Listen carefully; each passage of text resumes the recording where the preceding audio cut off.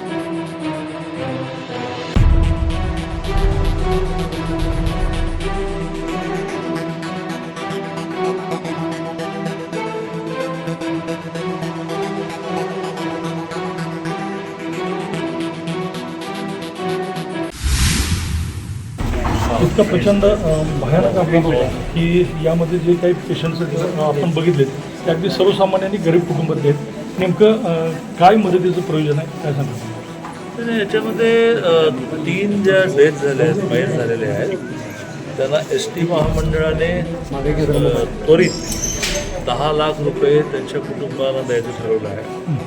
त्या व्यतिरिक्त कलेक्टर महोदय स्वतःबरोबर आलेले आहेत. स्वर्गीय गोपीनाथराव मुंडे अपघात विमा योजना असली त्याचे प्रत्येकाला 2 लाख रुपये मिळतील. आणि अशी कुठलीही घटना घडली की मुख्यमंत्री सहायता निधीतून 4 लाख मिळतात. हे जर डेथच्या बाबतीमध्ये जे जखमी आहेत, ज्यांच्यावर उपचार सुरू आहेत, ज्यांचे अनेक ऑपरेशन्स करावे लागत आहेत, त्यात SD महामंडळाने अशा सगळ्या पेशंटचं मेडिकल बिल भागवायचं ठरवलं आहे. पण या व्यतिरिक्तही आता ज्या प्रकारच्या इंजुरी आहेत त्या 2-2, 3-3, 4-4 महिने फॉलोअप राहणार. माझे स्वतःचे खूप ट्रस्ट आहेत. मी माझी बायको कुठेही नसतो, पण वेगवेगळ्या लोकांना पुढाकार घ्यायला लावून आम्ही ट्रस्ट केले आहेत. तर अनेकांना असं म्हणतो की ह्या ट्रस्टमध्ये तुम्ही मदत करा. त्या ट्रस्टमधून अशा घटनांच्या वेळेला आताही ज्यावेळेला वारकऱ्यांच्या वारीमध्ये ट्रक घुसला, आपल्या जिल्ह्यामध्ये एकूण 3 डेथ झाल्या होत्या. त्यातल्या एका घरी ती मुलगी 12वीला होती. मी माझ्या ट्रस्टच्या वतीने पुढचे 3-4 वर्ष दरमहा 5,000 रुपये तिच्या अकाउंटवर टाकायचे ठेवले. या महिन्यात गेले सुद्धा. तसं हॉस्पिटलला आम्ही आश्वस्त केलं आहे. नंतर फॉलोअपच्या वेळेला एखादं SD महामंडळ नसेल, कारण ते एवढे डे टू डे एक्सपेंडिचर कायद्याच्या चौकटीत बसावं लागेल, तर आम्ही आमच्या ट्रस्टमधून करू. कुठलीही अडचण येणार नाही आणि लवकरात लवकर हे सगळे पेशंट बरे व्हावेत. आज बहुतेक 20 जणांना डिस्चार्ज मिळाला आहे. हळूहळू आत्ता आम्ही जी सगळ्यांची ICUमध्ये असणाऱ्या पेशंट्सही सगळ्यांच्या कंडिशन पाहिल्या, बऱ्यापैकी रिकवर होत चालल्या.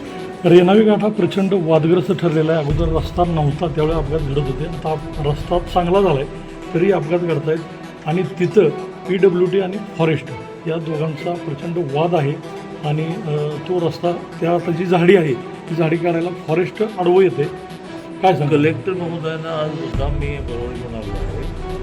ते येत्या 1-2 दिवसामध्ये, येत्या आठवड्याभरामध्ये दोन्ही संबंधित अधिकाऱ्यांची बैठक बोलवतील आणि एक 1 man deputy collector committee appoint करू की जे तुम्ही म्हणताय त्या सगळ्या गोष्टींची शहानिशा करतील किंवा इथलं नेमकं सोल्युशन काय.